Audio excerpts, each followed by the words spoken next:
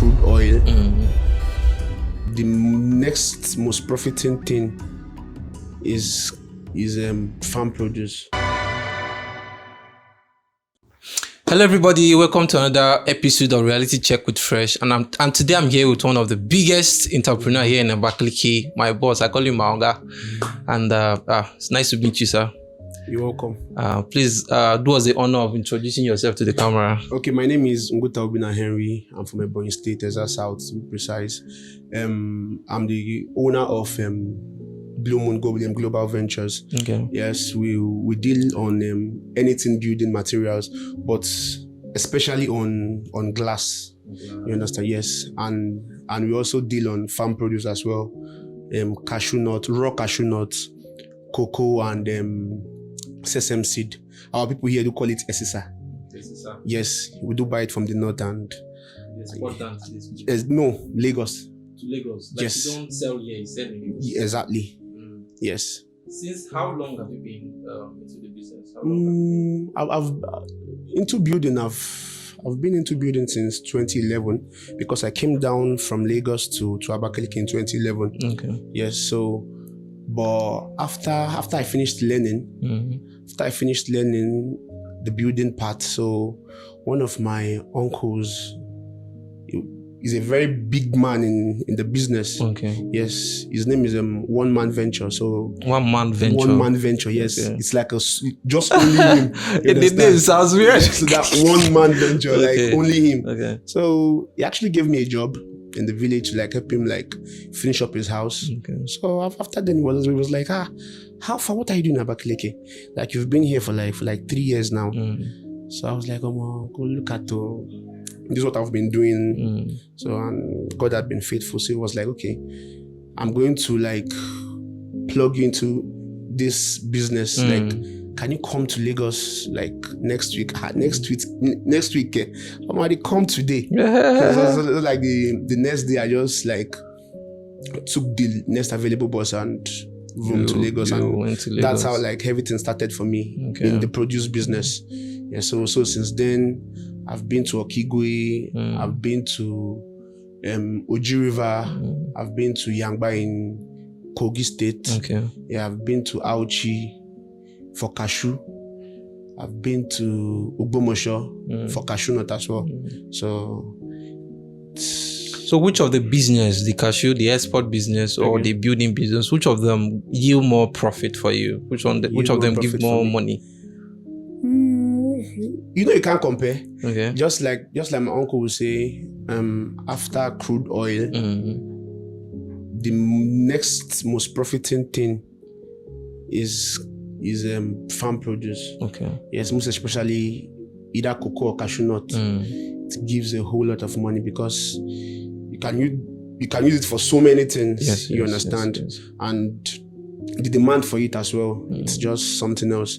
Like you see, like these Asian guys come from India, Chinese, Pakistanis. So they just come from like their side and they take them, they carry everything. Exactly. So the demand is very high.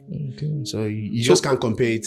Who brought you to the business? Who gave you the idea for cashew nut to be doing export? And just like I said, my uncle. He was the one that gave you the whole idea for the cashew nuts. Yes. And the building too. No. The building part is actually very funny because I spent like almost half of my life in Lagos. I was born and bred in Lagos. So after school, I was doing 9 to 5. You understand? So after a while, after like 2 years, when I felt like this thing wasn't for me, like waking up very early in the morning, going to work, and at the end of the month, you already know what you're earning. So you can't spend more than what you're earning. You understand? You just like in a bracket. Okay. You understand? So I was like, come on. And our HR there, the woman was something else. So I just made up my mind like, oh no, this 9 to 5 is not for me. I just need to like venture into something. You understand? That would be like the owner of it, like the CEO. Okay. You understand? So that was like the whole idea behind it. So the cashew exportation is the only thing that you are a CEO CEO of, or you also the building part? You have your own building company separately by yourself. Yes. Okay. So that's why it's Bluemoon Global Ventures. Yes, I'm the CEO for the boats. This thing. Okay. Yes. Okay. Yes, for the cashew and building part of it. Okay. In everything, you have been in business for how many years for the both of them? For like 15 years now. Okay. 14 years. Because everything started in 2011. Okay. Yes, for like 14 years now. Okay. Yes. So, moving on, what do you think is the cause of unproductiveness in the life of youth in our society presently? You can see some of them going to the wrong things, because some are lazy to do stuff. So, what do you think is the cause? I actually don't think Nigerian youths are lazy. Okay. The only thing it's not like the only thing, but the major part of the problem is like everyone wants quick success. Okay. You understand? So that's like the major cause of unproductiveness in the life of Nigerian youth today. You understand? Because everyone wants like quick success. Like you see a girl of like 20 years, she wants to like carry Hermes bag of like $10,000. She's going to see a bag of $10,000 in the hands of a 50-year-old woman that's been working for like 30 years of her life. Yeah, spending her life, working all her life. You understand? So it's a pandemic in the life of Nigerian youths today, which is very, very bad. I think that's like the major cause of like unproductiveness in the life of Nigerian youths. I don't think like Nigerian youths are lazy. No, they are just thinking or wanting something that they can't get at the moment. Yes, exactly. No one wants to like go through the process of serving. No one wants to learn, serve, and start small. You understand? You need to enjoy the process. Like start small, enjoy the process. You start from point A, move to point B, point C, point D, till you get to like MW and even Z. You understand? Just enjoy the process. Okay. You get. So before now, I believe that you are married. Yes. You are married now. Yes. So before you got married as an entrepreneur, because you're in business before you got married, because you said you got married 3 years ago, Yes. right? Yes, Okay. So yeah. So before then, how do you handle relationship? And how do you manage relationship and business? How do you separate the two to make money from business and not miss business with pleasure and all these things? How do you handle that? Okay. It's actually a crazy thing because our Nigerian girls, most of them, not all, you understand, most of them believe like your money is our money. You understand? So because I had like a few encounter with like few of them before the marriage, yes. And it was a crazy experience. You understand? And most of them, they believe their beauty alone should get them everything. Yes. Should get them anything they need. Understand? So if you can't give it to them, they believe they can go to the next guy, and the guy gives them. Exactly. So once you don't have at that moment, you don't love them. You understand? So my advice out there is just try your best. I don't know how to put this word. It's just there, but I don't just want to like say something to like trigger some kind of people. Okay. You understand? I just want to like be nice with my words. You understand? But my advice is there's a woman for everyone. You understand? Cut your coat according to your size. Yes. You understand? Some girls, they carry bone straight of like 200k. Some they do braid of like 10k. You understand? It doesn't mean they are less. You understand? Yeah. So if your pocket na 10k, go for those ones of 10k. Leave the one of 150k. You understand? For the guys with the end 200k, make them deal with the one we get 200k. You understand? So there's a guy for every girl. You understand? And there's a girl for every guy. Just stay with your class. You understand? No, just do pass yourself. So if you are saying that, that means you are justifying the ladies are materialistic. So you don't believe that women are materialistic then.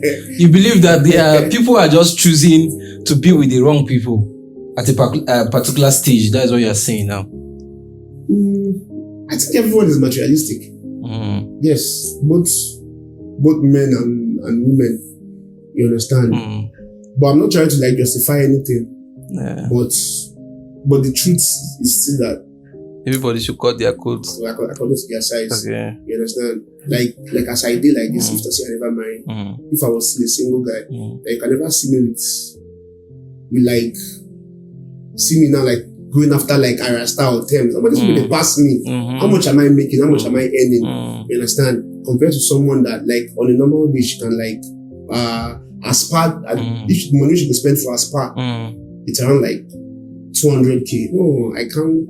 Even though I can afford 200k, but not for spa. You will not want to go for such a person. Exactly. So just go for your class. Just go for your class, like to like avoid headache. You understand? Maybe you can mix your business money with trying to please her and do a lot of other stuff. Exactly. So that's it. So do you think there's you're being married now? Okay. 3 years into marriage now. Do you think you made the wrong choice in marrying the time you did? No. I made the best decision of my life. So how has that affect your business life and also your personal life and everything? Your choice in being married at the time you did. Okay. The thing there is that for like 7 years I've been saying it. Like I want to get married in 2022. Like all my friends they just getting married. That's that period of time. Was it pressure that made you married that time? It wasn't pressure. I took my time. So why? Because you said everybody was getting married that time. No. So it seems like you are under 7 pressure. years. No, 7 years earlier. Okay. Yes. Most of your this have gotten married. Exactly. Most of my friends they were getting married like 7 years earlier. I was like, no, I want to take my time. Okay. You understand? And when I met my wife, I know this is the right one. Yes. Okay. This person is my wife. The first day I met her, I'm not trying to sugar talk anything or sugarcoat anything rather. But the moment I saw her, I was like, I know this person. The way she does her thing. I know this person is for me. Like she likes the things I like. Okay. You understand? Then she doesn't. Should I use the word demand? She know they demand with you, don't be give her. Exactly. Okay. Because she sabi my pockets. Okay. I get 200,000. Okay. She never for one. While we were dating, she had never for once like demanded something from me because she get papa. Okay. And another thing here is that don't date any lady that doesn't have a good relationship with her father. Okay. You understand? My wife had a good relationship with her father. Anything she needs, she calls her dad. And dad will provide it. Exactly. That's why you have a father. You understand? Make you not use being cute small boy. You understand? So that was it. When we were like in the relationship for like 2 months, I knew this person was for me. You understand? I knew this person was for me. So me losing her, it's like a loss to me. It's like a huge loss to me because finding a replacement it's going to be hard though. It might take a lifetime. You understand? So I just had to like do what I had to do. We dated for like 1 year or so and got married. And since then she has been imparting to your finance and all. Definitely. Till she had never changed. Till like we met January 7, 2021. Yes, January 7, 2021. So since then, she had been like the same person I knew from then till this very moment. Yes. So, if presently, if you were to go back in time, what are those mistakes that you have made so far that you would want to? What are those things that you would want to change? Is it in finances? In your finance, and also when you were say a bachelor, what are those mistakes you made as a bachelor trying to start up life? What are those mistakes that you would have corrected? One of the major mistakes I made then was I was hoarding money. Like I just like wanting to be in my bank account, doing nothing. You understand? Like I just want to like open my phone, see the figure I'm having, and you were happy. Yes, I'm a big boy, I'm a rich guy. Like you understand? That's like the major mistake I made then. You understand? But now, with the things I know now, I like my money working for me. Okay. Once the money comes in, I put the money into work, invest it into my business or into another business. Okay. Because there was a time in my life I had like some amount of money. So I was like, how much I this business? I was confused at the time. Until like one of my friends like told me like, why not start this keke business? Yeah. Like, something. So I bought one first. It was going well. After 4 months, I bought 2. After then, like boys were coming, I bought 3. I had like 11 keke on the road. You understand? So if I knew like what I know now, like 7-8 years ago, I don't be past like this. Because then I just want available balance. Okay, so like you were just looking at your money that it was chilling in your account. Exactly, it was doing nothing. Okay, you understand? That's like the biggest mistake I did then. You understand? So now, and my advice again, just let your money work for you. As the money they enter. So how does one know, as a young person, how does one know the business to venture into that is not going to ruin their life? How do you know, what to do with your money? It's one thing to have money and to invest it wisely. So how does one know what to invest in with their money? And presently, what do you think somebody should invest in? What business do you think somebody that has money should invest in as a young person? Presently. That's going to bring you something. Okay.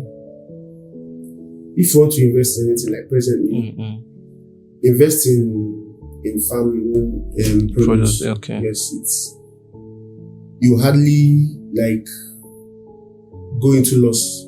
If you are investing in farm produce, produce. Yeah. You will hardly go into loss. It's hard. You understand? And another thing, because I've been hearing this, invest wisely. You can't just take all your money and throw into something. Yeah. You understand? Because I used to believe the first 2 months of a business, like it's meant to fail. Yes. You understand? It's like this thing will fail. So with time, maybe if you survive the first year, second year, start happening for you. Exactly. First, second, third. Those are like the trying times of a business. You understand? So you can't just like take all your money and throw into something, no matter how lucrative the business is. You understand? So same thing I used to like tell my friends, even my siblings. You need to have like 3 kind of money: investment money, chop money. You're chopping. Don't joke with it. I say that. You're chopping money and your savings. Okay. Don't mix the 3. Don't invest with your chop money. You understand? Don't chop with your investment money. Exactly. And don't save your chopping money. Yeah. You understand? So it's different. Those 3 kind of money, don't mix it. You understand? Investing in your investment money, invest with it. You understand? Your savings, like save them and well for rainy days. You understand? Your chopping money, that one you eat it because once you go broke, it's hard to come back. Hey, it's very hard, and the worst, the hardest thing than brokenness is being broke for so long. And don't bouncing back on time is exactly. It's too hard being broke for so long, because being broke for so long, like so many things have accumulated. Then you own PHCN, you own NEPA, the whole landlord. Your phone is bad. You need to change your shoes. You need to buy new clothes. You need to buy new boxers. You understand? That's like the worst one. Understand? So don't mix your investment money, your food money, and your saving money together. How does one choose friend circle? How did you choose yours? And how is it working? Do you believe in friends? Yes. Do you believe in friends to help you and do a lot of stuff? So how does one choose those kind of friends that should stand by you and all? Because there's a lot of backstabbing in this life right now. Yes. So how do you know the real friends to choose? Actually, basically, I don't think there's a manual for choosing friends. Okay. You understand? Because my best friends now, just like few of them actually, I met like 3 of them at the gym. Okay. You understand? Some are my childhood friend. I met one in my place of work, and I met one in Ojiriwa. Yes. So I don't think there's a manual for it. You understand? Even my best friend now, the friendship didn't pick up like immediately we met. Like it took time. Over time before exactly. So I don't think there's a manual for it. You understand? But just make sure you're friend with a nice person. Okay. You understand? And someone that doesn't like money over his life. You understand? Because now when you do money something with person, you will know if the person is a good person or not. You understand? If money something never bring you together, the person is you guys haven't stayed together.